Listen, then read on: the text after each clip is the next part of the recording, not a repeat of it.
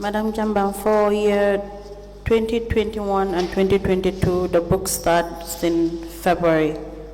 2021 and 2022 book boobu mu ngi door weeri February. Wow, February lañ dee door liggéey. Yes, we do start work in the month of February. And what was the reason? Nee na lan la tax loolu. Invoicing bi dañ dee invoice ba pare ñun collector yi doog a dem si fil bi. Dañ am pour war a xaar gaay ba gaay invoice ba pare. We need to wait for them to make invoices. Then from there we then start our. January is the invoicing period. Yes. Kon January boobu pour invoice yi la. Okay. Wow. Yes. Madam Chair, we applied to tender 5 books of the witness starting from 2019 to 2022. Sorry, yes, 2022 December. All into evidence as an exhibit.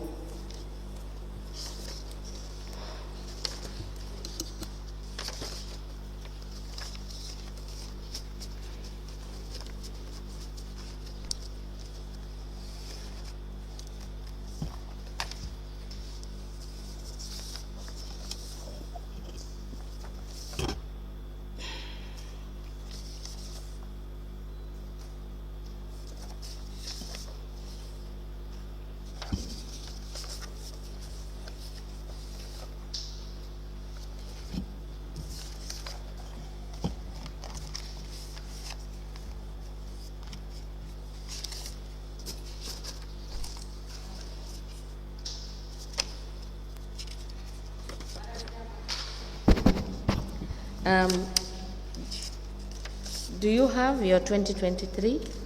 In our 2023 cash book, na am nga ko? Déedéet. No. You don't have your cash book for 2023? Then our cash book 2023 amee loo ko? Déedéet. Awma woon cash book 2023. No, I did not have any cash book for the period 2023. What was the reason? Nee na lan a taxoon? Dañ doon indi système bu ees pour ñu use digital. There was a new system, digital.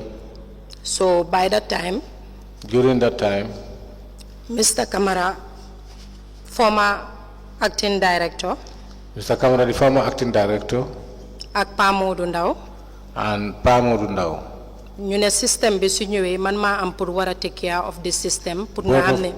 Both of them told me that whenever the system starts, I will be the one in charge to take care of the system. Pour nga xam ne payments yi maa am pour war a accept payments yi pour collector yi mun a draw receipts. So that I will be accepting payments so that the collectors will be drawn receipts. So did that happen? Then dafa xam amoon. Wow, amoon na. Yes, it had happened. Do you have the entries for 2023 January 1st to the 31st? Nena kon nda am nga entry si system bi jógee ko January 1st ba kero bu mu am 31st 2023. Wow. Yes. Please note it down to provide that for us. Nena pour nga bind ko nga baña faté nga isi ñu yoy non print out yoy.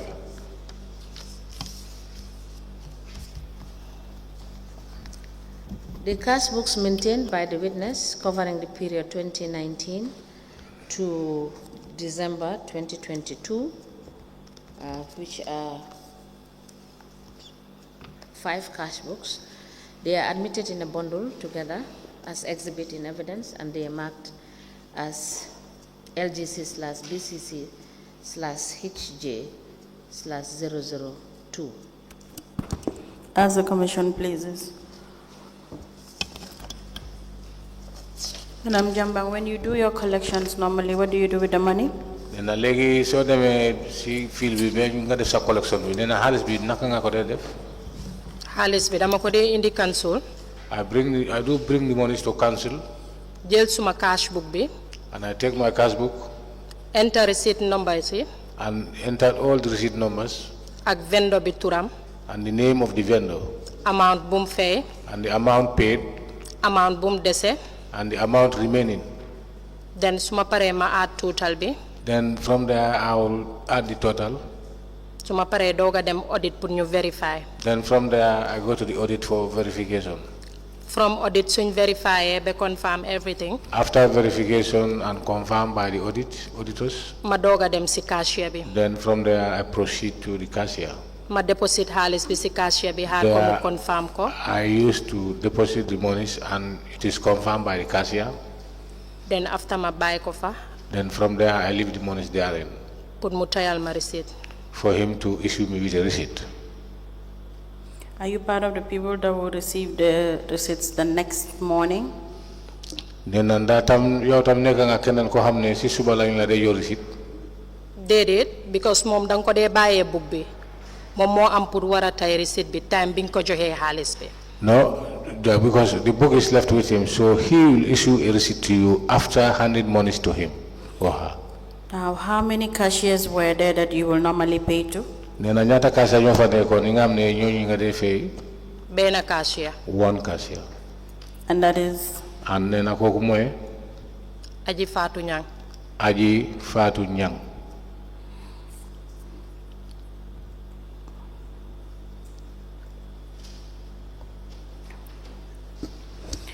Now, you have an issue of suppression. Nena da nga am issue suppression mooy xaalis bu manqué. Waaw. Yes. Tell us about the suppression. How did that happen? Nena kon léegi nga leeral ñu naka la loolu xewee. ñaar la dama war a explain ñaari yëpp ndax ma ñëw si first one bi. There are two suppressions, so I don't know whether you like me to start with the first one or I go ahead with both of them. No, you can take it one after the other. You can start with the 47,000. Nena mën nañ door si 47,000 bi soo jeexalee foofu ñu dem si beneen. How did that suppression happen? Nena loolu naka la xewee woon. Okay, 47,000 bi. This 47,000 It's an error. is an error. Instead of 41,000, Instead of 41,000, guy binda 47,000. and they wrote 47,000. Who made this error? Nena kan moo def error bi. Foog naa it's from admin. I think. I think it's from the admin. And did you do the correction with them? Nena ndax mujjee nga dem foofu pour ngeen mën a def correction bi. Déedéet parce que bi ma ñëwee fii pour si investigation room bi. No, because when I came here to the investigators, ñoom dañ ma ne 47 lañ fa gis instead of 41. they told me that they come across 47 instead of 41. Okay, now tell us about the 41. Nena léegi nga wax ñu si am mbiri 41 bi. Every end of year. Every end of year, dañ dee am exercise buñ dee def. we have an exercise that we normally do.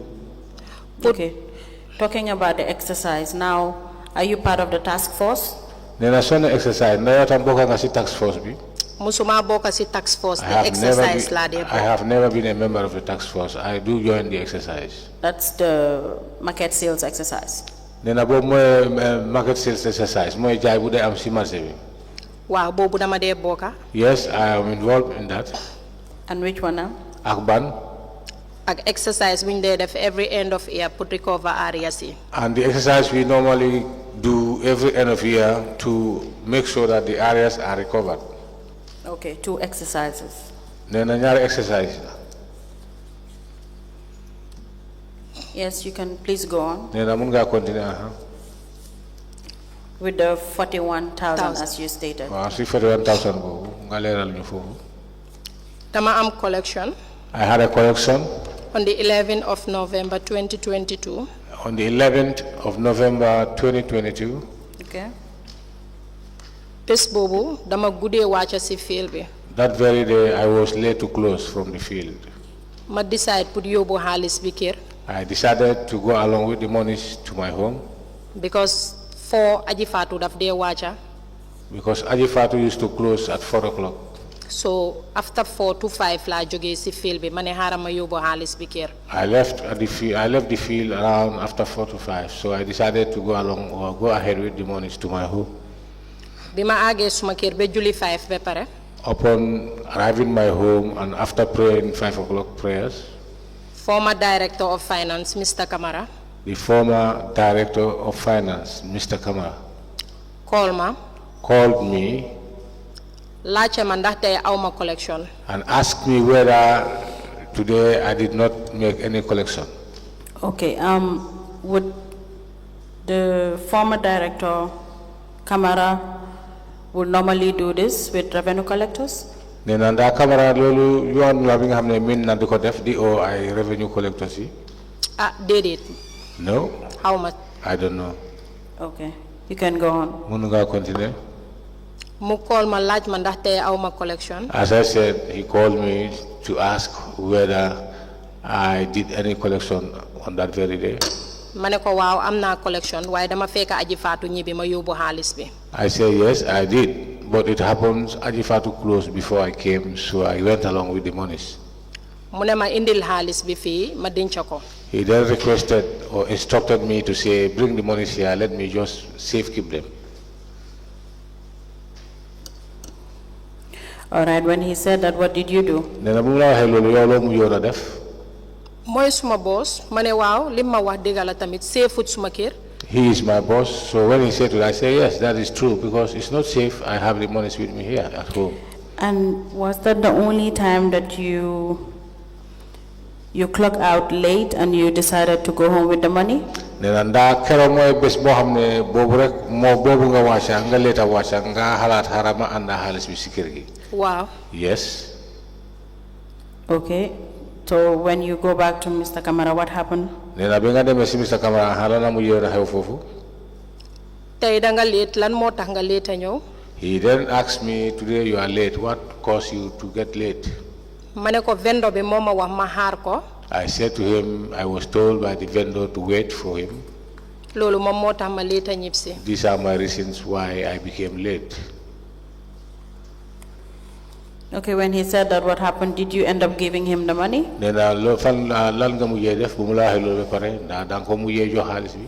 Waaw dama ko jox xaalis bi. Yes, of which I did. I gave him the monies. And did he give you any receipt? Nena nda dafa la joxon receipt? Déedéet. No. Déedéet joxuma receipt. No, I was not issued with any receipt.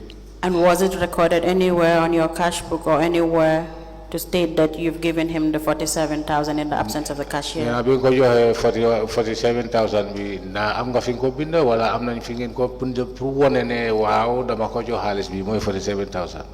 Déedéet bindut ko fen. No, he didn't write it anywhere. Daf ñu Go ahead, please. bindut ko fen. No, it was not written anywhere. Dafa just indi a piece of paper. She just brought a piece of paper, Binda suma tur. wrote my name. Génné 400 jox ma ko ci xaalis bi. She pulled $400 and gave it to me Mu ne ma ëllëgee su aji faatu ñëwee dina la récital. and said to me, tomorrow when Ajifado is in the office, you will be receipted. The 400 he gave you, what was that for? Nena ñenenti téeméer bu mu la jox boobu pour lan la? Mu ne put suma overtime payment bi. He said to me that it was just for my overtime payment. And overtime payments per day is 400? Nena overtime 400 lañ dee fay per day. Déedéet actually xaw ma amount bi ñaata la. Actually, I can't tell exactly how much. Now, the next day, did you receive any receipt from Ajifatu? Nena si suba bi nga ñëwee ndax Ajifado jox na la woon receipt? Déedéet joxuma receipt. No, I was not. And eventually you did not request for a receipt? Nena kon yow sa bopp tamit topp la wala laajtewuloo sa receipt? Déedéet laajtewuma ko because dama fogoon ne as a boss. No, I didn't, because I thought that as my boss, moom waroon naa mun a xëy suba yóbbu xaalis bi si aji faatu. he will get up in the morning, take the monies to the cashier Ajifatu, because loolu la ma waxoon. because that was what he told me. te kàddoom rek laa gëmoon. And I trusted his voice. because loolu la ma wonoon. That is what he showed to me. after laa doog a realize ne. Then after I realized that aji faatu récitalu ma. Ajifatu didn't receive or receipted the monies. He didn't receive the monies. ma laaj aji faatu ruta récitaluloo ma. I then asked Ajifatu why that I was not receipted. mu ne ma jatu joxuloo ma sa xaalis. She said to me, you did not give any monies to me. demal nga laajte ki nga jox sa xaalis parce que joxuñ ma sa xaalis. And ask the person you paid the monies to. Yes, and did you go back to the director of the former director of finance, Mr. Kamara, to ask him about the money or the receipt? nda muje nga dem si camera pour laajte ko xaalis bi nga ko jox wala receipt bi nga xam ne daf la ko war a jox. Waaw demoon naa. Yes, I do. Waaye dama fekk mu busy. But I met him busy. Te suma time dem field jot. And it was my time to go back to the field. Sila faate ma dem field. I then forgot and I went to the field. Be end of year, be February. Up to the end of year, in the month of February. February which year? 2022. 2022. The collection was in November 11, 2022. Yeah. Yes. So, end of year till February 2023. 2020. The same 2022? Then about Atlawan, February about Atlawan? 2021. 2021. Sorry, let's take the dates again. Then I check out basic funny in Kodewa, busy in Kodewa. 11 November of which year was the transaction? The transaction be 11 of November, but Atlawan? Transaction be mungi won 11 November 2021. It was 11 November 2021. That was the date of the transaction. Then you were following up till the subsequent year, 2022 February. Then I continue yang ko ndi topa be at busi topa moy weri February. Did it? No. Topo mako won. I didn't follow him. Because dama fogon ne fay na ko suma hel begin si. Because I thought that he have paid, so I have forgotten about it. But Madam Jambang, you will normally take a receipt from the cashier upon payment. Nena yaw normally ning adeki so fair halis rek receipt bi dilat ko dejo. And you've already seen the director not recorded the money he took from you in your cash book or in any form of proper recordings, but on a piece of paper. Nena te yaw bi ko joxe halis bi Mr. Kamara yaw gis nga mom am ton fu ko binda fi nga xamni fu wër comme cash book wala ay record waye mom wax nga ne kay rek la jël mu bind sa tur fo. You should have followed up for your receipt from the director of finance. Fofu dafa waron pour nga topa director of finance pour sa receipt. I understand you earlier mentioned that it's because he's your boss and you trust him. Nena waaw dega na la won wax nga ne sa boss la sa njit la be pare da ko gomon. But you were having your cash book. Nena wa yang ko yow nga amé won sa cash book. Wow. Yes. And that 47 collection day of the 11th November 2021 was blank without a receipt. Nena te bes bobu li nga am ne dox na ko cashier bi. Wow, lolu degala. Yes, that is very true. Lolu suma fault la. That is my real fault. Because man mako warona topa. Because I should be the person to follow for it. Put mu jox ma halis bi ma yobu ko ci aji fa. So that I can get monies from him and take it to Ajifat. Waye dama fogg ne mom. Was as I said, I thought he. Ngoram waru ko muna may mu dugal junior sam. No, I don't think as he is our superior, he will try to put us in a bad soup or a hot soup. Because God sikadom rek. Because he rely on his words. Sula waxe ne elek dina jox Ajifatu halis bi. So when he told me that tomorrow I will give the monies to Ajifatu, yow waxam rek nga muna gum. you will trust his words. Jefam munulo ko xam. You will not know his deeds. Okay, before we move to the next issue, talking about his juniors. Sorry, I beg your pardon.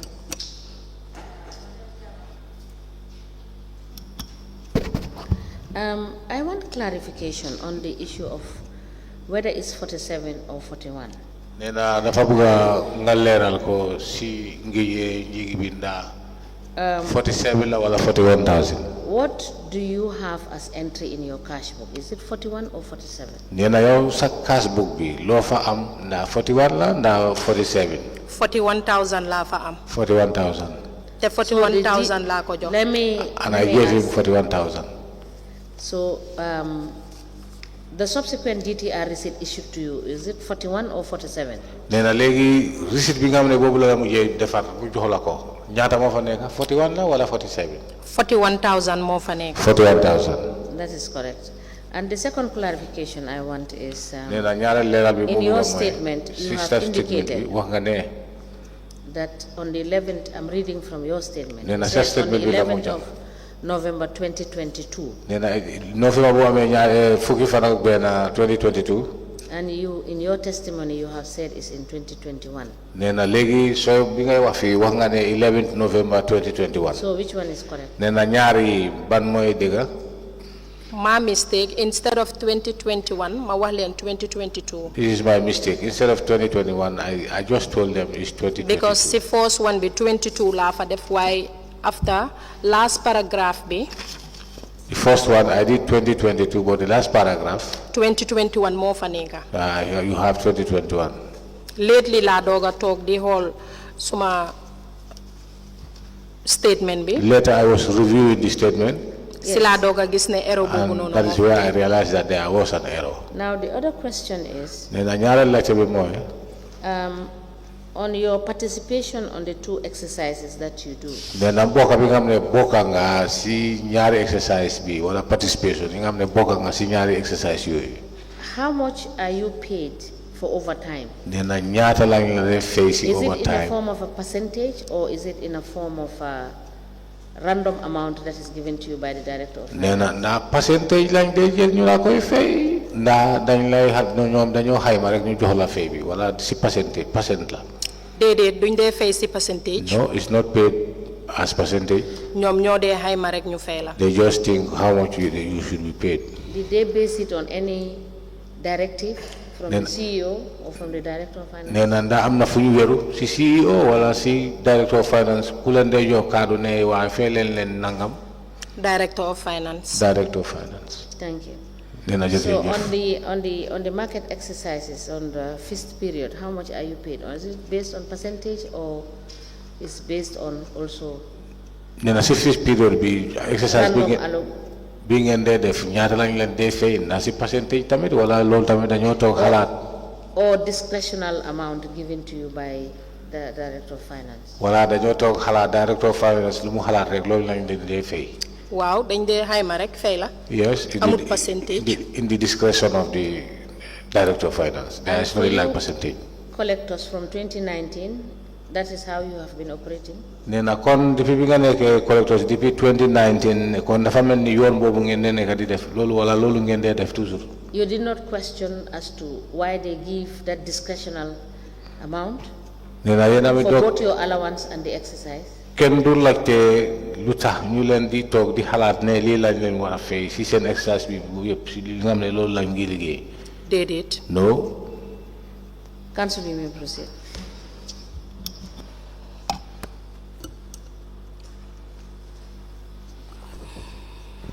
Thank you.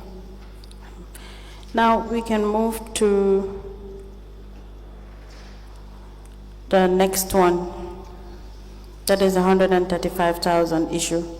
na léegi ñu dem si beneen fan mooy 135,000 issue What can you,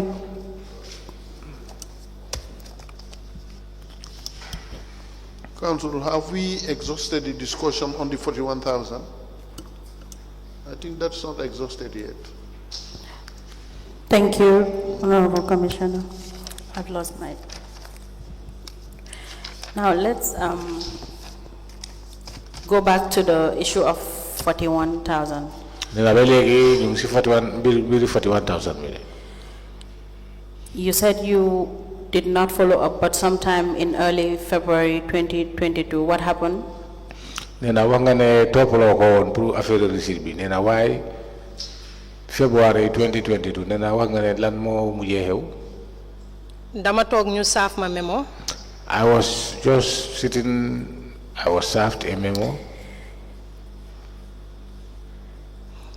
ñu binda si memo bi ne dama suppress council's revenue. and on the memo it was written that I have suppressed council's revenue Do you have copy of that memo? nee na ba am nga copy memo boobu Waaw maa ngi ko amee. yes I do have it From which department was it from? nee na memo bi si ban département la bàyyeeku AG Director of Admin. AG Director of Admin Okay, may we please have the copy of the memo? nee na ndax mën nañ ko jot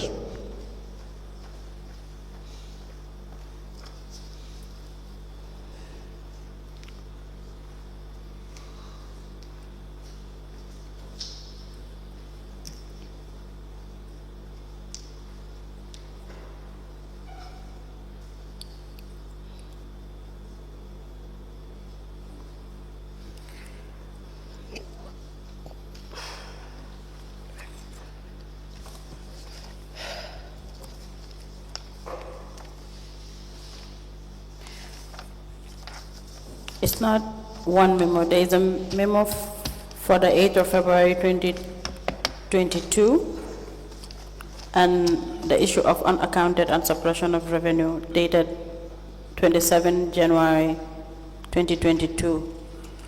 Na du ben memo mo fa nek dem. waaw man si kaw rek laa bàyyi xel waaye beneen bi si suuf moom. I only avert my mind to the one on top, but that of the middle one. Okay. What happened to that of the middle? Nena bu nek ci suuf lu fa yow. The middle one boobu later lañ ñu ko doog a jox. I was later given that one. The one in the middle is dated the 27th of January 2022. It's like this, it's January before February, but Wow. you've only seen the one in February. waaw Nena bu January bi lañ joxa bi na waaye yow bu February bi nga gisoon. bu February bi laa receive. Yes, that is the one I received. waaye beneen bi receive wu ma ko. But I didn't receive the first January one. Yes. That of January. That was the one addressed to you. This one is addressed to the CEO. Nena bobu lañ binda sa tur benen bi mom ci CEO bi lañ ko binda. ah okay. Very well. Madam Chair, we apply to tender two memos. First one dated 27th day of January 2022, from the Director of Internal Audit Unit, addressed to the CEO, subject unaccounted and suppression of revenue. Copied Lord Mayor, Chairman, Finance Committee, Director of Finance, Director of Admin, and Finance Manager. The second memo is dated 8th of February 2022, addressed to the following collectors: Hadijatou Jambang, Georges Sanyang, Mary Oga, Mudu Lamin Jai, Umi Dabo, and Pa Matar Ndao. Subject suppression of council revenue.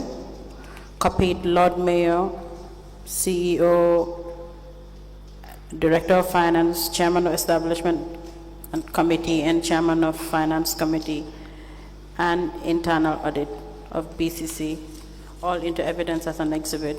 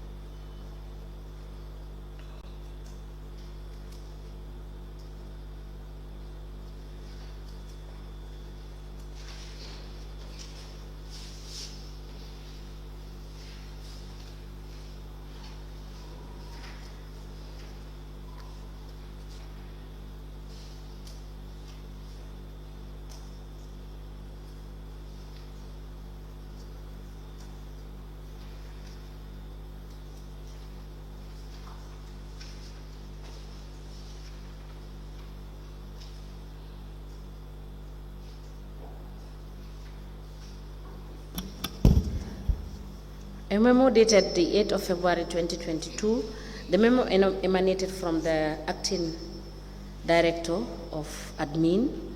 It is addressed to Hadijatou Jambang, Jojo Sinyan, Mari Ogu, Mudu Lamin Jai, Umi Dabo, and Pa Matar Ndao.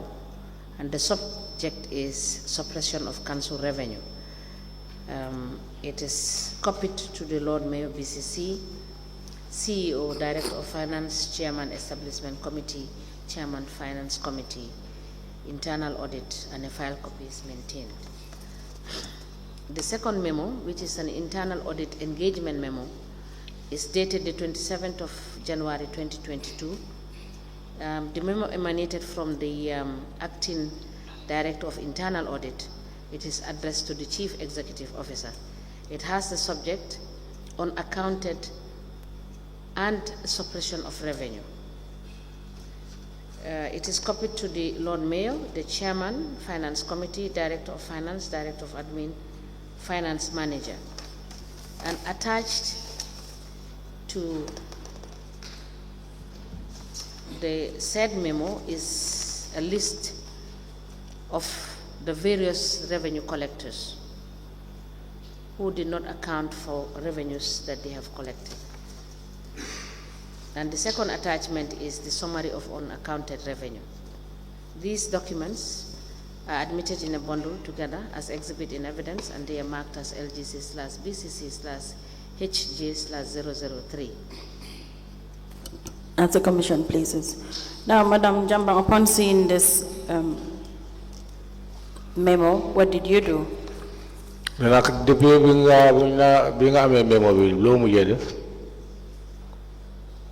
dem straight si Mr. Camara. I went straight to Mr. Camara. Mane ko dama gis suma tour si suppression of council's revenue. I said to him that I saw my name on the suppression of council's revenue. Mune ma Hadijatou demal tok dina ko fay. He said to me, Hadijatou, go and sit down, I will pay. Mane ko lolu du wa. I said to him, no, that is not this year. Mun nga tok ne joxuma la xaliss. You will sit and say, you can sit and say, I don't give you monies. Dama buga rek nga fay xaliss bi aji Fatou mun ma recital. I want you to pay the monies because Alfaju is going to the bank. Mune ma wa baxna. He said, okay, that's good. Dina ko fay. I will pay. Ma tok rek. I was sitting. Sorry, ma return back suñ office. I then went back to the office. Ibu Drame ñew oma. One Ibu Drame called me. Mune ma ñew uyu Lord Mayor. And said to me, let me go and answer to the Lord Mayor. How long was this? Was it the same day that you confronted the Director of Finance? Then yaga bi moy lan na bes bi nga xamne bobu bena bes bi la bi nga dem ci Director of Finance. Wow. Yes. Okay. So bima demee uyu Lord Mayor. When I went to answer to the Lord Mayor. Ak yeneen ñaari collector yi tudda seen tur. And the other two collectors, those are named. Actually keneen ki ñëwutoon mënu ko woon a make man maa Jojo rek a fa nekkoon. But it was the third person couldn't be able to make it up. Only myself and Jojo were present. So ñu dem fekk fa gaay toog. We went there and we find them, the guy sitting there. Lord Mayor mu ngi toog. The Lord Mayor was sitting. Mr. Bachili mu ngi toog. Mr. Bachili was there. Ibu Drame mu ngi toog. Ibu Drame was there. I'm sorry, who's Ibu Drame? And I can know Ibu Drame. Mooy woon former director of finance, former deputy actually fàtte naa lan mooy woon poste. I cannot remember exactly. ñu dugga si toog. They were all sitting. Yaagut ñu call aji Fatou pour mu ñëw. From there, Aji Fatou was called to come. So mayor bi mu ne lan moo tax ñun ñu jox Camara xaalis bi. Then Mayor then raised a question to say why? What is the reason of us giving money to Camara? Do you have any idea how did the mayor know about you people or the collectors giving Mr. Camara the money? No, namba xam nga nakala Mayor bi yegé né yen collectors yi amna xaliss bi nga am né jox ngeen ko Mr. Camara. Déedéet xaw ma naka la ko No, yëgee. I don't know how he became aware of that. Okay, you can go ahead. Man dama toog rek ñu oo ma pour ma dem uyu ko. I was sitting, as I said, I was called to go and answer to him. Buñ demee. When we were there, mu wax. he just said, Lan ndax ñun xamuñ lan moo nekk suñ liggéey fii.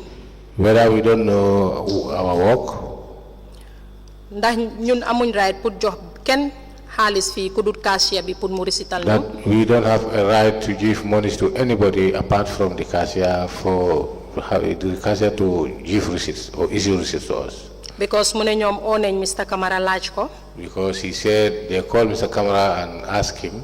Mr. Camara mu ne moom ñun joxuñ ko xaalis. Mr. Camara denied to say we have given him monies. Unfortunately, Aji Fatou dugga si. During that period, Hadijatou entered. So bi Aji Fatou dugga see. When she entered the office. Aji Fatou ne ko Camara door na di fay xaalis si xale yi. Then Hadijatou said to them that Mr. Camara have started paying our monies. After sila Bachili wane. Then after Mr. Bachili said. Moom dafa bëggoon a dog lii si suñ salary. He wanted to take these monies from our salaries. Waaye ñoom waxuñ woon ak ñun si dara. But they did not say nothing to the admin. Bi gaay waxee ba pare. After when they explained until they are ready. Ma ne leen ndax mun ngeen ñoo may ñun ñu wax.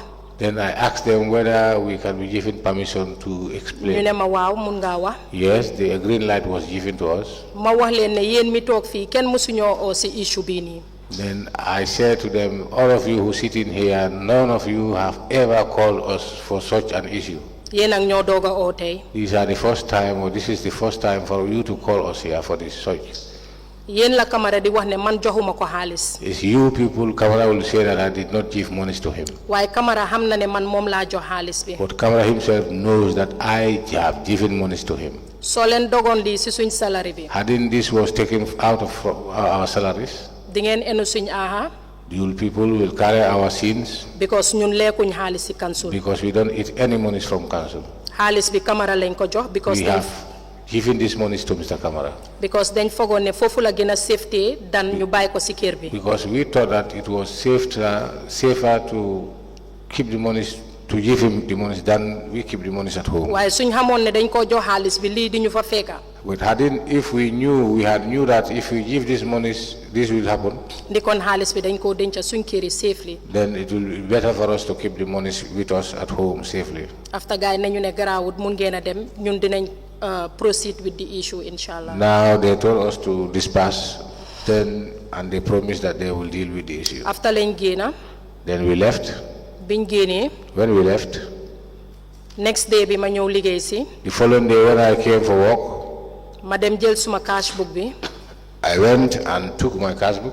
Ma gis ne recital nañ na ma. There I observed that they have receipted me. That's on the issue of the 41,000. Then la lomo be 41,000 yeah. Waaw boobu issue 41,000. Yes, that is the issue for 41,000. And did you inquire who paid and who attached the receipt? Then amba mujhe nga laajte kan mo fay ak wala kan mo defo mo la jox receipt. Waaw. Yes. And what were you told and who did you ask? Nena kan nga laajte ak kan mo la ko wax. Aji Fatou laa laaj. I asked Hadijatou. Mu ne ma waaw Camara fay na ko. And say yes, Camara have paid the monies.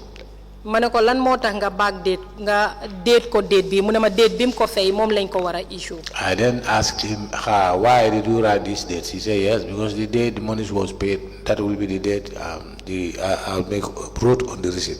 Waaw mu ne ma duñ ko mun a back date because loolu noonu loi may ñu yoon pour ñu def loolu bés bi mu ko fayee bés boobu lañ la war a recital. And she said to me, we don't have a right to backdate it because the day the monies was paid, that was supposed to be the day on the receipt. Mu ne ma jatu bul nangooti lii mu dal la. And she advised me to say, let me not agree such to happen again. Ma ne And ko did you baax. have that receipt with you? Nina receipt bo ma ko amé? Waaw maa ngi ko amee. Yes, I do. Can we please see? What date is on that receipt? On the 8th of February 2022. 8, 2022. Okay. May I please have the exhibit of the memo? The exhibit of the memo.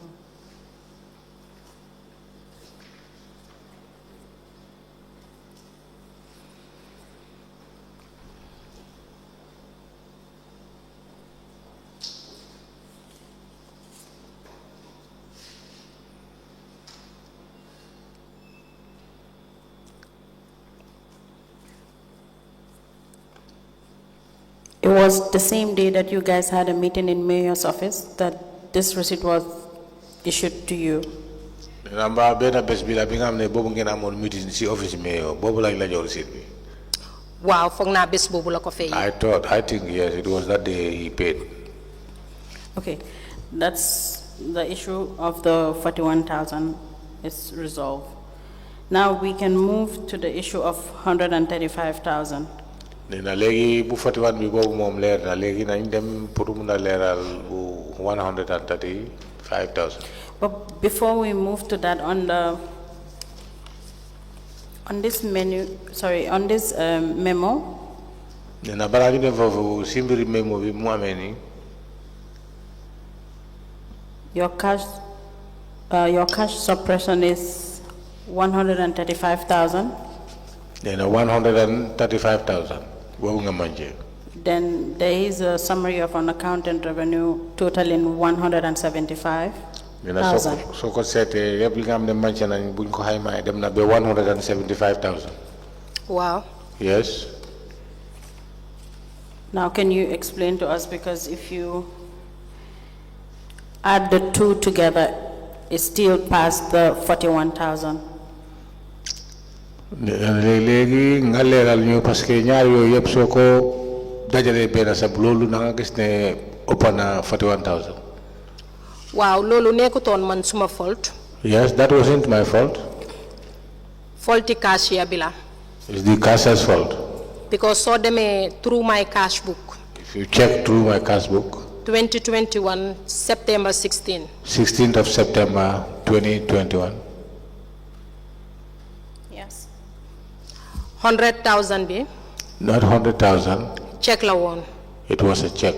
Te moom cashier bi draw na receipt bi. And the cashier have drawn a receipt already. 35,000 bi cash la. The 35,000 was cash. Yep, on the same day, 16 September 2021. And it falls on the same day, 16th of September 2021. Cashier bi moo tayut suma receipt bi daf ko bàyyi si book bi. Si receipt bookam bi sorry. The cashier didn't tie the receipt on my cash book. He left the receipt on his on cash book. The cash books, in whose custody? Why do you leave your cash book with the cashier? Nena lutanga by sa cash book si cashier bi. Because duty la put mu tayal ma receipt suma ko fayé payment bi. Yes, because it's her duty for her to tie the receipt therein after payment. I understand that, but after pasting the receipt, as you said, the cash book is your cash book. Nena why bu mu attaché su attaché receipt bi ba pare cash book bo mom sa cash book la. Wow, suma cash book la. Yes, it's my cash book. But from what you were explaining, it's as if it's never in your custody. Nena why sa ni nga waxe dafa melni book bobu nek do ci sa loxo. Wow, book bi nekut man mako mom personally.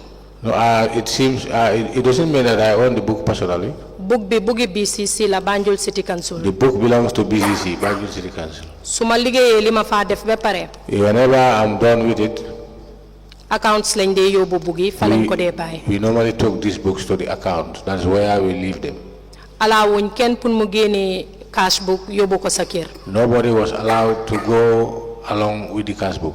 Because soo ñëwee put fay. Because when you come to pay, sometimes di nga fekk cashier bi mu ngi busy. sometimes you might find the cashier busy. Su compté sa xaalis bi ba pare. When she accounted the money, your money is already. daf laa ne dugal ko si sa cash book bi. You say then enter that in your cash book. After dinaa la recital balaa maa wàcca. After I will be receipting you before I close. Su boobaa nga ne ko waaw yow nga génn dem. There you agree to say yes, then you go. moo tax cash book bi dee mun a nekk si moom ba the following day. This is why the cash book sometimes stay with her until the following morning. Okay, I understand. But if then from the cashier, then you will take the book from the cashier and take it back to finance. Then as soon as cashier we have ne mo amé book bi dak day jël book bi nga dal di dem ci finance. We just need to understand the trend of the book, as in at what point do you have it, at what point is it at the cashier, and at what point would it have to go back to the finance department like you said? Then al mu buga pour nga leral moy kañ nga dé amé book bi kañ la dé nek ci yow wala kañ la dee nekk si cashier bi wala kañ la dee nekk si finance department.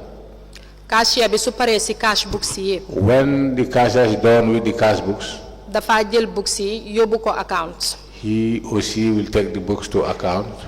Then ki war a liggéey si books yi. Then the one who should prepare or process on the said books, su paree jël books yi enter li moo enter yëpp delloowaat books yi yëpp account. after he will take the books and enter whatever he is supposed to enter and take the books back to account. Because license department ñëpp a dee dem field. Because all the license departments used to go to the field. So books yëpp dañ ko dee buy accounts because foofu la gars yi dee nekka. All the books will be left at the accounts because that is where normally all these people are staying. So foofu lañ dee war a buy books yi. That is where we normally put these books. After su fekkee cashier bi pare na. After when the cashier is ready, the cashier is ready. Then, if that's the case, I think it will be that easy. You just count your money. You're not present when they're writing the receipt. You're not present when they're pasting the receipt. You just count the money. It's confirmed by the cashier, and you have to leave the money there, and there is no way you have to be there for you to confirm that the receipt is pasted. Now, then a kon dafa melni so demé nga jo cashier bi halis mu konté halis bi sa kanam be yow sa nga confirm ngi waaw halis ma ko jot nangam la den dafa melni légui kon yow do dé féké jamono bi nga xamné cashier bi mu ngi def receipt bi ci sa book bi. Wow, yéenay di nga dem fekk mu ngi busy nga bàyyi ko fa. Yes, sometimes you will find the cashier busy, you then leave the book there. Yéenay nga dem fekk busy wut mu recital la ci sa kanam. Yes, sometimes you go and she's not busy, she can receipt you just in front of you. okay, but you have your receipt books.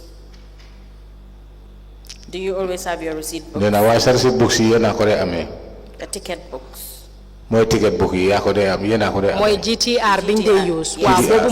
Waaw bobu mom personally yow ya ko dé handle. Yes, that is handled by you personally. Because bobu you are not entitled pour nga jox ko ken. Then you are not entitled to give these receipts to anybody. Sa tour mo fa nekka. Because it's your name against the receipts. Te sa te yow ya wara sign book. And you are the one to initiate your signature there. Okay, that's fine. That's now, right. the issue of the 135 you started, can you please continue? You made mention of 100 being a check and 35 being in cash. 100 be bobu check la won, why 35 lolu halis la won cash. Wow. And, Yes. And you've stated that you went to Hadijatou Jambang, the cashier, and realized that she did not enter those receipts in your book. When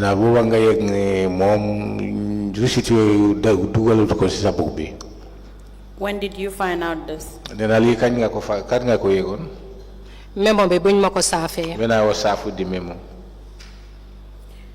But from the time you've paid this to her until the time you received the memo, how long was it? Nena yaga bi kañ la bi ko joxe xaliss bi ak bi nga jotté memo bi. Dem na be ay 4 to 5 months. 4 to 5 I can months. recall. And now again you see why I was asking about you knowing the receipt or you being there when you receipted and having proof of payment. Nena gis nga li mo taxone mu la laajte pour receipt bi bo ñu la ko day jox ak pour woné né dégala xaliss bi jox na ko wala fay na ko. Wow. Sorry, because that will indicate the time you've paid and that you're present and you've seen it pasted. Because if you don't check your book and you don't know the time or when not they paste the receipt, you will never know if it's paid. Dina li mota da nga wara fekke fay bi nga check sa book bi nga xam because so fekke do nga xam kañ lañ fayon do xam ban bis la ban jamono wala ban waxtu. Wow, lolu degala. Yes, that is true. But sometimes liggéey bi mo dé bari ci sa bopa bi be dang dé jaxaso sa. Yes, sometimes because of the load of the work it makes you feel confused. And eventually Hadijatou, the cashier, did the correction or she resolved the issue? Nena Fatou Hadijatou lan la mujé def. Wow, bima démé ma laaj ko. When I went to her and I asked her, mu ne ma dédé tay na ko. she said no, I have ma ne ko déedéet attach the receipt therein. ma ne ko déedéet seetal cash book baa ngi nii tayuloo I ko said, no, you didn't attach it. This is the cash book. Check mu ne it. ma kon baalal ma dama fàtte xaaral ma dem si suma GTR bi She said to me, forgive me, I know I forgot. Let me check my GTR. mu dem si GTR am bi gis fa receipt si There ne she draw woon went na ko ba to pare GTR and found that the receipt is therein. And the dates on the GTR correspond the day you gave her the money? Nena bés bu nekk si GTR bi date bi ak bés bi nga ko jox xaalis bi nena ba nekk na benn bés. waaw yëpp benn la Yes, when it is the same day. Okay. Let me tender the receipt. The receipt of the payment for 41,000 as paid by the Director of Finance, Mr. Camarano. Nena receipt bi wone na ne 41,000 bi boobu Mr. Camara fay na ko. waaw Yes. Madam Chair, we apply to tender the extract of the receipt of payment dated 8 February 2022 for the sum of 41,000 into evidence as an exhibit.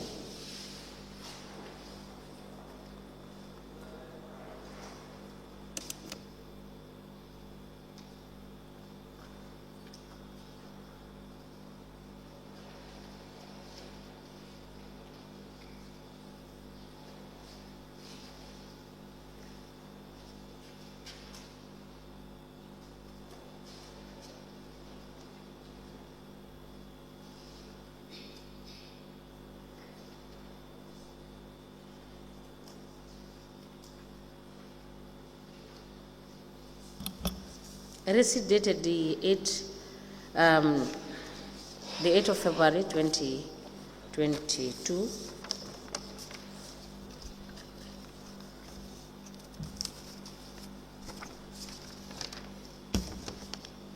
is hereby admitted in evidence, and it is marked as LTC/BCC/HG/004. As the Commission pleases. Now, Madam Jambang, do you still work for BCC? Ba léegi yaa ngi liggéeyal BCC. waaw maa ngi liggéeyal BCC Yes, bi I'm léegi working for BCC. Now, the cash suppression issue is how many? It's for the 6 of you. Nena cash suppression man bi nga xam ne xew na foofu yéen juróom ñi benn la woon. Do you know if all these 6 people still work for BCC? Nena ndaa am nga xam-xam yooyu si juróom-ñaar benn nit yooyu noonu ndaa ñoom ñëpp ñu ngi liggéey BCC bi léegi. foog naa ñaar ñoo fa nekkut di liggéey kenn ki dafa pension foog naa mooy Mood Lamin Njaay I think only ak 2 of them are not therein, but the one of them is pension, that is Moodu Lamin Njaay Njai ak Jojo Sanyang and Jojo Sanyang. waaye Jojo moom dafa bokk si ñuñ toogloo But for Jojo is among those that they were told to sit and wait. Which is still in relation to this suppression. Nena loolu bokk na si affaire yi ma ci xaalis boobu. understanduma sa question bi Nena ndaa seen toogaay bi wala seen retirement bi ndaa loolu yëpp ànd na wala bokk na si suppression bi mooy xaalis bu manqué boobule. Wait, I understand Modlamin Jai is retired. Nena moom de leer na si moom ne Modou Njie moom dafa retire. waaw I'm now referring to Jojo Sanyang. Nena léegi laajte bi mooy Jojo Sanyang. waaw loo wax noonu si Jojo What do you say about Jojo? She testified here, she told the commission that she is interdicted. Is it still in relation to this cash suppression? Nena moom wax na fi de bala yow nga ñëw fi moom dafa nekk fi mu wax waaye moom ta wax na ne ba léegi dañ ko wax pour mu toogangum nena ndaa toogaam bu boobu bokk na si xaalis bu manqué boobu le. déedéet bi issue bi nii toog nekkut boobu lañ ko toogloo No, it's not about this issue. because issue bi nii setul na Mr. Camara setul na ko ba Because pare this issue have been settled by Mr. Camara already. moom case am beneen la I think she have a different case. xam naa ne moom dina leen mun a explainal further details She's in the position to explain. I understand. I wasn't about to ask. Anyway, do you Do you have any loan and or advance salaries with council? Nanda musunga leb council wala musunga jël halis in advance bala salary bi di jot. Did it? No. Did you receive any form of support from council? Nanda musnañ la jot dara pour jappalé la mëna la dimbalé. Wow. Yes. What form of support? Nena ban façon support la won.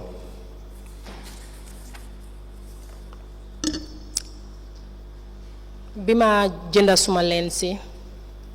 Bima Medical support. Medical support. medical support, yes. And it was for the sum of how much? Mune ñaata la won? I think 2005. Actually, I don't know. I think 2005. Actually, I don't know. When was this? Nena li kañ la won?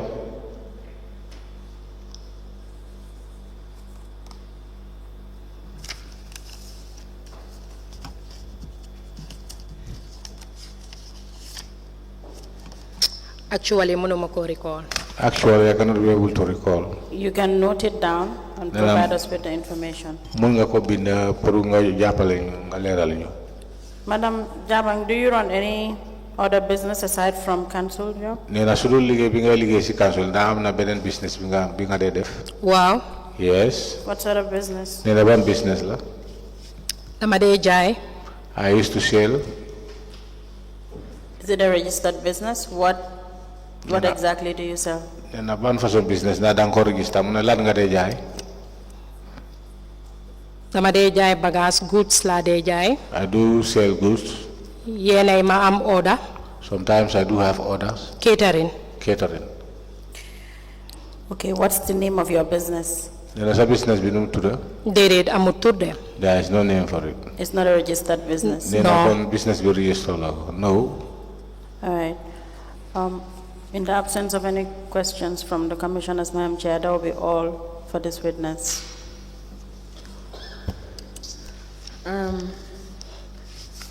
Madam Jambang, you are discharged. We will call you when we review your cash books. Nena fam ne ni dal jaxal nañ Please call in the next pour witness. tay nena légui suñ sété sa box yi nañ la suñ la soylé nañ la. Waa baax na jërëjëf. Thank you.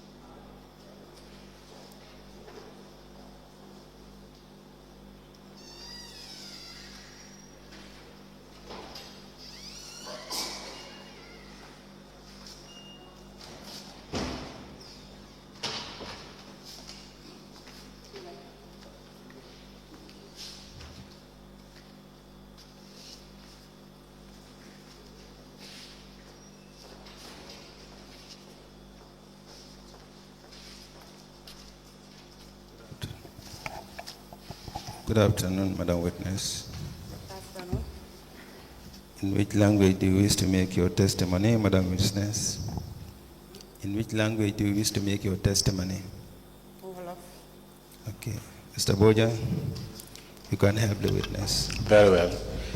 Welcome to this Commission of Inquiry into Local Government Councils and Related Matters. Nena ñu ngi la ndokale ci commission bi fi. What is your religion? Nena lan mooy sa diine? Islam. Islam. Do you wish to swear by the Holy Quran or make an affirmation? Nena léegi comme jullit nga nda pare nga pour nga téye Quran nga waat wala da nga ekkati sa loxo nga waat? Yes, I'm ready to take Madam one. Chair, the witness wishes to swear by the Holy Quran. Hold the Holy Quran. No, your right hand. And then repeat after me. Can we speak into the mic clearly for everybody to hear? I, Wale man, Man, Maimuna Maimuna Touray, Maimuna Touray, do swear that ne waat naa ne waat naa ne I'll speak the truth, naa wax dëgga, dinaa wax dëgga, the whole truth, dëgga rek, dëgga rek, dëgga rek, and nothing but the truth. du dara du dul dëgga, du dara du dul dëgga, So help me God. suma diggante Yàlla. suma diggante Yàlla. Thank you. You may be kindly seated. Madam Chair, the witness is sworn. I have the honor to hand over the witness to for us to proceed.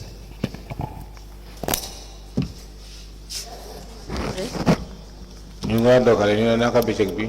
Jaama rek. I'm fine. You are welcome. ñu ne ñu ngi la bismillah. Ma ngi Council, you may proceed. Please tell the commission your name. Sa tur ak sa santa.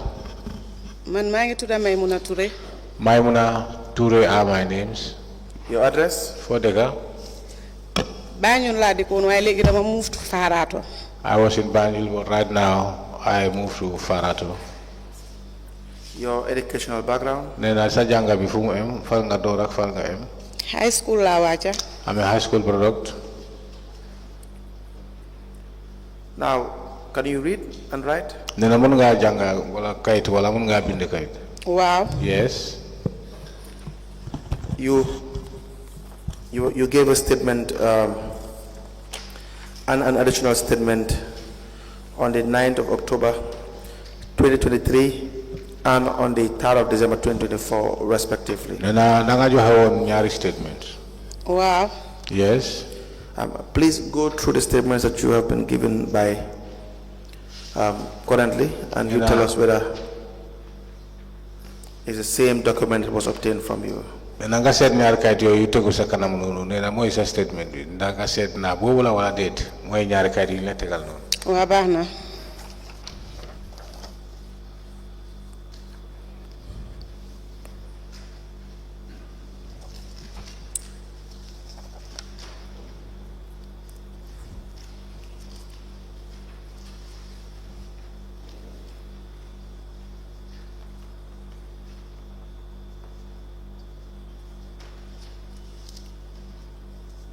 Waaw maa ko binda. We apply to another statement of the witness and the additional statement dated the 9th of October 2023 and 3rd of December 2024 respectively into evidence as exhibit. The witness statement dated the 9th of October 2023 and the additional witness statement dated the 3rd of December 2024 are both admitted together as exhibit in evidence and they are marked as LGC/BCC/MT/001. As the commercial places, you were appointed as a collector in 2018? Nee na 2018 dañ la appoint as a collector. Waaw. Yes. Do you have your appointment letter? Nee na amoo sa appointment letter. Waaw maa ngi amee suma appointment letter bi waaye 2019 lañ ma appoint. Yes, I have my appointment letter, but I was appointed in the year 2019. So in your statement it is 2018, that is not correct. Nee na kon sa statement bi li nga wax foofu mooy 2018 kon loolu moom correct. 2018 maa ngi woon si revenue collection bi waaye maa ngi woon foofu noonu as part time. 2018 I was a revenue collector but as part-time revenue collector. Were you given any employment letter indicating you are part-time employee? Nee na ndax jox nañ la woon letter pour woon la ne yaa ngi nekk liggéey foofu part-time employment. Waa bi contract bi jeexee si lañ ma jox letter bi pour woon ma ne ma sa contract bi jeex na 2018 bi. Yes, when the contract elapsed, that was the time I was issued with a letter to indicate to me that the contract have elapsed. Do you have that, the letter? The contract you were given? Nee na am nga letter contract boobu noonu. Waa contract letter bi jeexoon bi maa ngi ko amee. Yes, I do.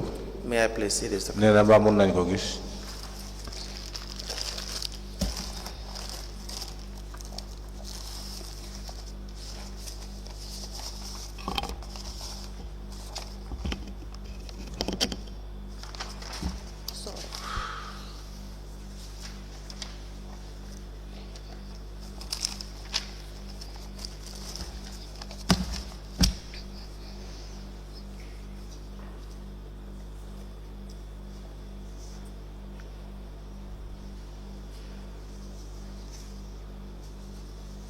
Now, this is to notify you that you have your contract as a revenue collector has expired on the 31st of January 2019. This is a notification letter. Yes, this is what I was issued with. But when you were taken on board as an employee on contract, were you issued with any document? Nena lo moy la tele gi moy buñ la jëlé part time bo bi nga wax comme contract bi nena jamono bobu nda dañ la joxon letter de la bulay woné né jël nañ la way part time. Dédé joxuñ ma bobu ben letter. No, I was issued with none. Now, how were you employed on contract? Nena kon liggéey contract bo bi nga doron naka lañ la jëlé on ci liggéey bobu part time bobu. Waaw, Mr. Nyang moma jëlone. I was employed by Mr. Nyang. Who is Mr. Nyang? Abdoulaye Nyang. Abdoulaye Nyang. Who is Abdoulaye Nyang? Nena kan moy Abdoulaye Nyang? Mo nekkon sun finance director bi. He was our finance director. Now, you knew there was a vacancy and you applied for it, or? Nena nda da nga yegon ne amna fa place nga dal di bindé moy application wala? Dédé man dama bindon application yu bari ma yobbu ko ci different areas. I wrote a lot of applications and served different areas. Now, have you had any relationship with Abdoulaye Nyang before? Nena Abdoulaye Nyang da amna li ngeen séhanté bala boba? Musuma ko xam sax. I have never knew him before. Now, who employed you in council? Who brought you to council? Nena kan mo la yobu ci council? Understand ma la de. Kan mo la yobu ci council? Who introduced you to Abdoulaye Nyang? Wala kan mo la wa affaire Abdoulaye Nyang? Late Laiba. Late Laiba. Right. You have a relationship with the late Abdoulaye Ba? Nena Abdoulaye jëm ci Yalla Abdoulaye Ba nda am nga li nga séhanté ak mom? Dédé. No. Now, how did he, the former mayor, late Abdoulaye Ba, introduce you to Abdoulaye Nyang? Nena kon naka la démé be former mayor bi Abdoulaye Ba dal di la introduce ci Abdoulaye Nyang? Wow, man ñun ñep Banjul lañ dëkka. We are all citizens or residents of Banjul. So bima bindé suma application bi. When I wrote my application, Ma yobbu ko fofu nonu. I took it therein. So silama laaj yow fan nga joggé? He then asked me, where do you come from?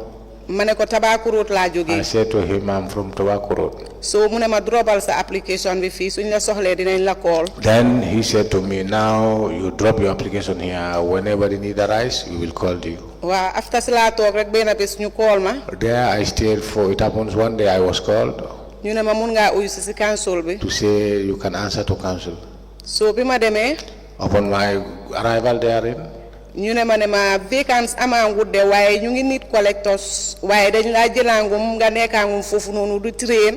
I was told that there wasn't any vacancy yet, but they need revenue collectors, so I can stay there and start to train. Wa ñu ne ma nga train be bala nga munale tombe vacancy amé ñu jël la. Then I was told to stay and train whenever there is a vacancy, I'll be employed. Now, were you paid? Were you given a remuneration for this? Nena jamono bobu nda so liggéey am dañ fa am fay bu ñu la dee jox ci part time bobu. Wow, 1,100 and 1,002 something la de waaye mun nga fatale ko ñaata. I was paid 1,200, but I cannot remember exactly on top of Were you what. paid? Naka lañ la dee fay ci xaalis bi la na dee jox nda. Wa xaalis lañ ma dee jox ci kaasiya bi laa dee dem foofu laa dee jëlee suma salary boobu. I used to receive my salary from the pay table. Now, 2019, you were formally employed. Then in 2019 lañ la mujjee jël liggéey. Wow. Yes, that's correct. Do you have an appointment letter? Then I am appointment letter.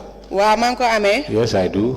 Were you confirmed after 2019? Then about 2019 bi fa jógee dañ la confirm mooy confirmation. No, joxuñ ma confirmation letter de appointment letter rek lañ ma jox. Only appointment letter. I wasn't served with a confirmation letter. May I please see your appointment letter? Then I'm mun nañ gis appointment letter. Original bi na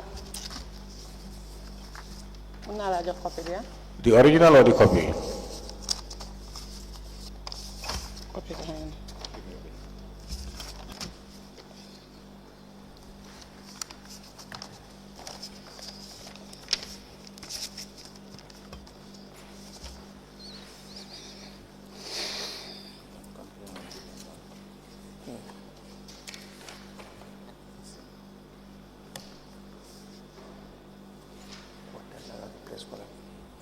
we apply to tender the original copy of the appointment letter addressed to the witness, Maimuna Touray, to the position of a revenue collector. The date is 31st of January 2019, into evidence as an exhibit.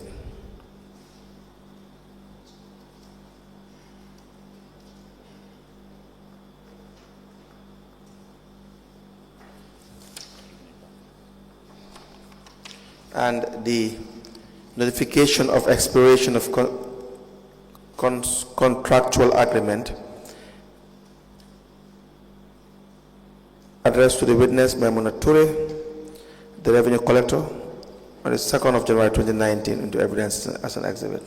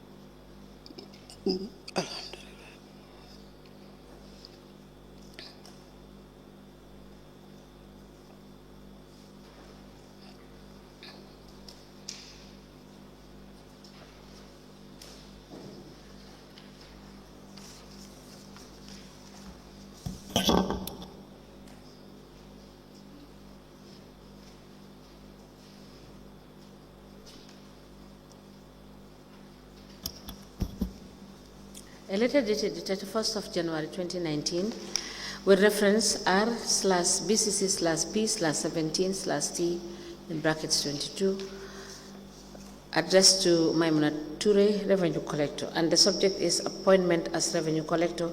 It is signed by the CEO.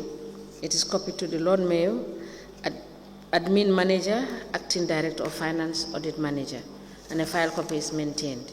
A letter dated the 2nd of January 2019 with reference 9/BCC/P/17/T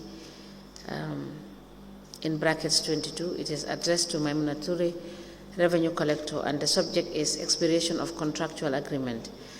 It is signed by the CEO and it is copied to the Lord Mayor, Acting Director of Admin, Acting Director of Finance, Audit Officer, and a file copy is maintained. These two documents are admitted as exhibit in evidence and they are marked as LGC/BCC/MT/002.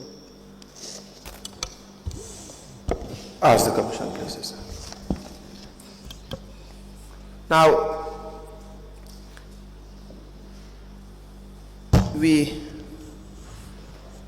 you were stationed in one unit throughout 2018 or 2019.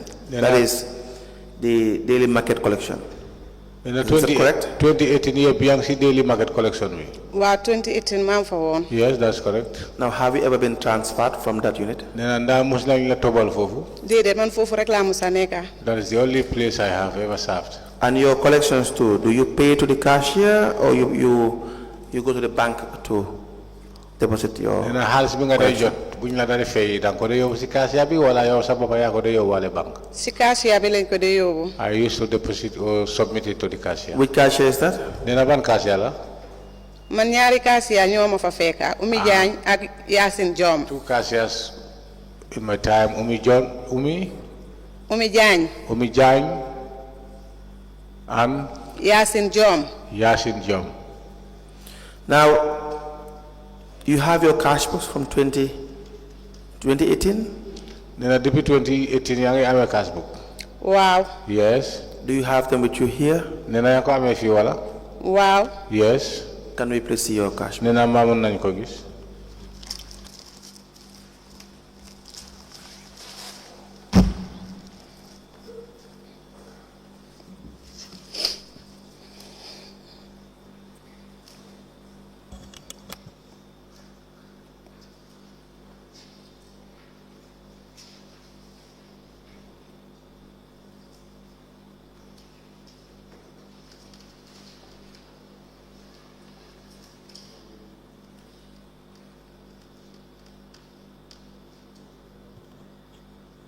we apply to tender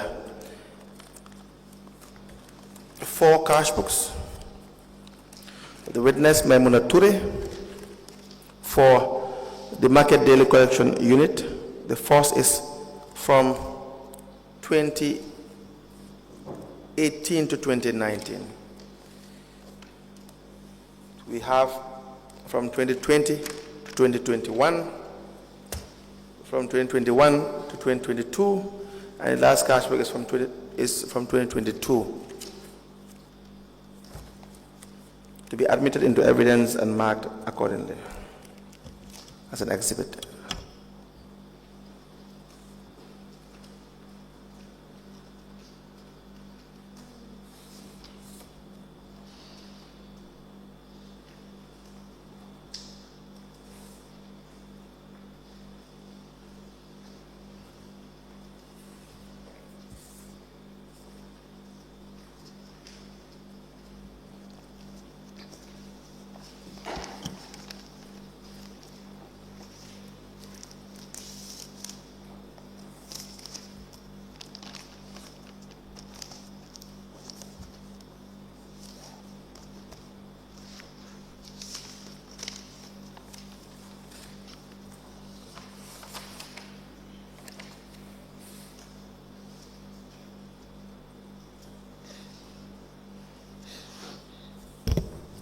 Madam Touray, the cash book you maintained for 2018, it started off on the 2nd of July. What happened to the cash book from the 1st to being July on 2nd? 2018 nena bobu mungi door July nena lota mu door July. Wow, bes bobu nonu mo nek the first day pour man ma start entering. This was the first day I started entering. And when were you appointed? Nena kañ lañ la appoint? Man 2018 last start BCC lolu mu ngi nekkon February. I started 2018 in the month of February. Waye ma ngi won comme under training gaay dañ ma don train dama anda ñom ci field bi ñu ma won. But at that time it was a training. I was just accompanying them and they were showing me. So bes bima doore di recital suma bopa di demal suma bopa ci field bi moy that very day bima started di recite suma book bi. This is the very day I started reciting myself, and that is the day I started recording on this cash book.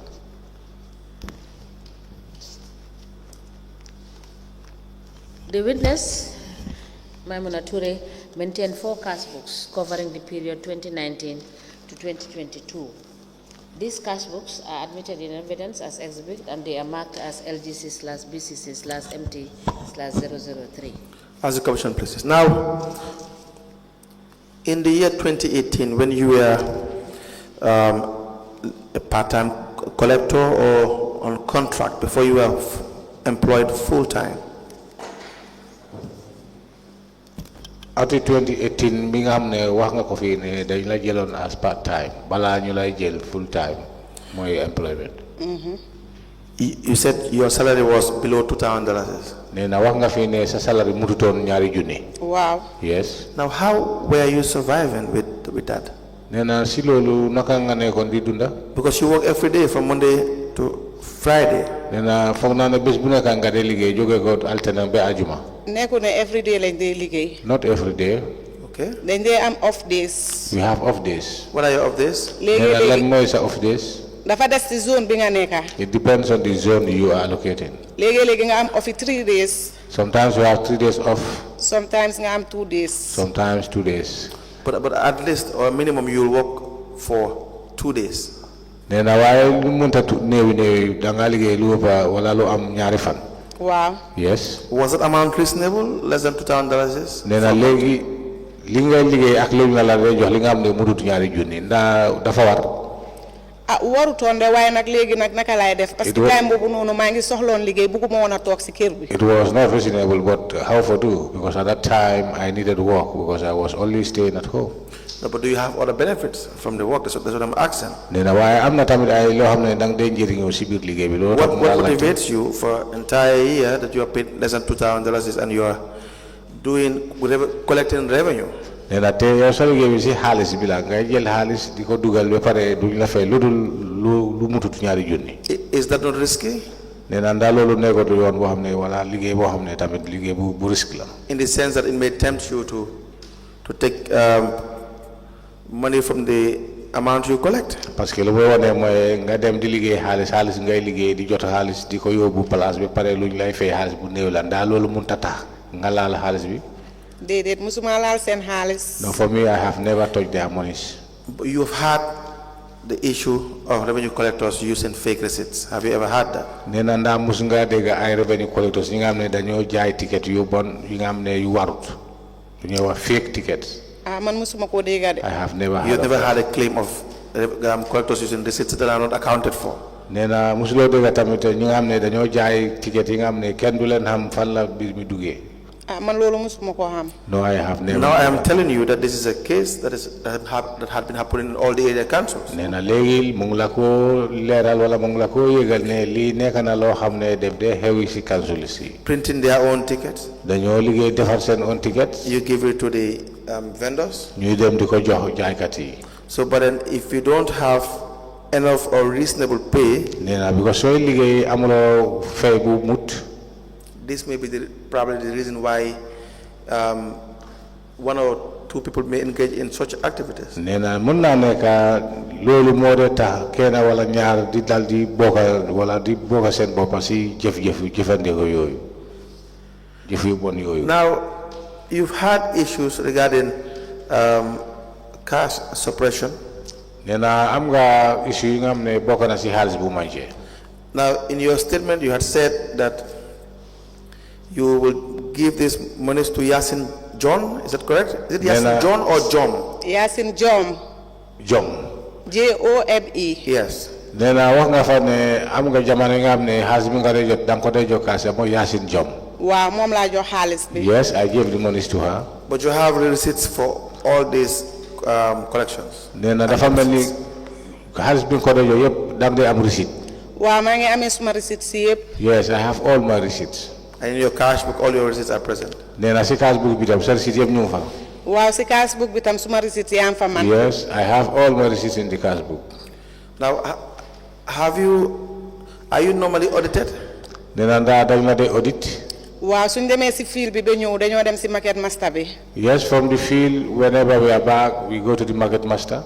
All right. Market master bi dafa war a daf ko verified after ñu dem fay si cashier bi. From the market master, you have to verify, then after we proceed to pay at the cashier. So you don't go to the internal auditor? Nena doo leen def si internal audit. No, ñun duñ dee dem internal audit si field bi. Waaye ñoom dañ fa dee ñëw time to time. We don't go to them, but they do come to us time to time. So your collections are not audited daily before your submissions? Nena kon collection bi ngeen dee def nekkut ne dañ ko dee audit bés bu nekk balaa nga dem fay. No, market master bi moom dina confirm everything. The market master will confirm everything. Dina gis ne yow li nekk si book bi ak li nga indi everything mu ngi correct. You reconcile to see what is on the book and the amount you brought. Then si nga mun a dem si cashier bi pour fay sa xaalis. Then from there you can be able to proceed to the cashier for payments. But if you conspire with the market master, if any employee conspires with the market master, then he will be cleared by the market master. Nena kon da nga gis ne képp koo xam ne dafa dugalante ak market master bi da nga gis ne moom market master moo lay seetloo fekk seetloo. You understand? Nena leer na. Wow. Yes. So that is not audit. Nena loolu du audit. Because it's one and the same team. Nena benn team bi la rek. Your leader tells you to come and bring your cash book and your collections for verification. Sa njiit mu dal dina ne isil xaalis bi ak sa cash book bi pour ñu seet ñu xayma ko. You happen to agree with him. Nena soo nanguwee ak moom. And conspire with him. Mun nga dégg ak moom. Then he will clear you. Nena ko moom moo lay leeral moo lay seetal. And everyone will have his or her own benefit from it. Nena ku nekk da nga am li nga xam ne da nga njëriñoo yéen ñaar You go to the cashier and pay what you have been cleared. la nga gis ne nga dem si cashier dal di ko fay li nga xam ne loolu la bind ne loolu nga isi. That's why I said there is no audit. Nena li moo tax mu ne la kon audit amu fa. Auditors yi dañ dee ñëw comme end of year. The auditors they used to come every end of year. Yes. dañoo ñëw ñu seet suñ books yi. They do come and audit our books. But at least that's enough here. That is not on a daily basis that you pass through audit for them to confirm. Nena lolu atla nekut ne bes bu neka so waje wala so ñewé nga dal di dem bobu pour mom mu confirm. Wow. Yes, that's true. All right. Unless there are questions for the witness, that will be all for. Yes, Madam Touray, have you been receiving overtime payment? Nena lu mo laajte moy overtime. Nena dañ la won di fay overtime. Déedéet man duma dee def overtime. No, I don't work for overtime. During the end of the year exercise, do you receive payment? Nena at bu neka ci at commission? du at bi di jeex nda dañ la day jox luñ day wax commission. Déedéet man duma dee am commission de. Xanaa kon unless 1/3 su jotee. I do not have commission unless when there are public sales. Suñu wàccee ci ground bi comme ñu jël ñun ñu dem ci ground bi. When we are picked up to go to the ground. Pour ñu liggéey 1/3 bi. To work for the general sales. Su jeexee. Whenever it is finished. Boobu dañu dee fay. Then there we are paid. Wow, loolu laa dee mun a. How much over the years can you remember being paid? Nena si ati yëpp ñaata nga wala ñaata nga fàttale ko boobu lañ lan dee fay si yooyu. Am na boo xam ne 2,500. I can remember one 2,500. Yes. When you receive these payments, are you given a voucher to sign indicating that they have given you a token for the extra work you have done? Nena suñ la fay boobu noonu comme am nga liggéey bi nga xam ne dañ la sas nga defaat ko so ñu la koy fay ñu ne bu ñu la fay ndax dafa am fi nga xam ne foofu nga dee binde wala receipt la wala lan ne dañ ma fay xaalis. Waaw am na paper bu ñu fa dee teg. képp ku ñu fay rek da ngaa sign. There is a paper. Whoever is paid, you need to endorse your signature there. So is it daily, and what is the length of the duration of time that you are paid for? Nda bés la wala suñ lay fay lan lañ la day fay nda weer la day fay wala bés la wala semaine mooy length. No, I did not say a month. I said what is the duration? Nana loolu mooy duration bi lan mooy duration bi yaagaay bi. If the activity is 1 week. Are they paid daily or are they paid at the end of the week? Nena su fekkee ne semaine ngeen dee liggéey ndax bi semaine bi su jeexee lañ leen dee fay wala bés bu nekk ñu ngi lay fay. Waaw foog 1/3 bi liggéeyuñ 1/3 bi yëpp ba mu jeex si la ñu soog a fay. At the conclusion of the work, when it is ready or the work is finished, that is the time they paid. So you are never paid a percentage of the collections you have done? Duñ la defee percentage si xaalis bi nga xam ne boobu nga jot. Musuma koo am. I have never get that. Council, is that all for the witness? Madam Touray, we will call you when we review your cash books. Nena fu mu ne nii nañ taxaw fii waa nañ la olaat. You are discharged for today. Suñ seetee sa bopp ba pare waaye tey moom jeexal nañ ak yow. Waaw mun ngeen ma baalal ma wax tuuti. Yes, we will give you the opportunity because you are coming back and you have other witnesses. When you come back, when we finish with you after looking at your documents, okay, we will give you the opportunity. Okay. Thank you. Do you have any question? It's break, okay. I'm just informed that it's time for us to go on break.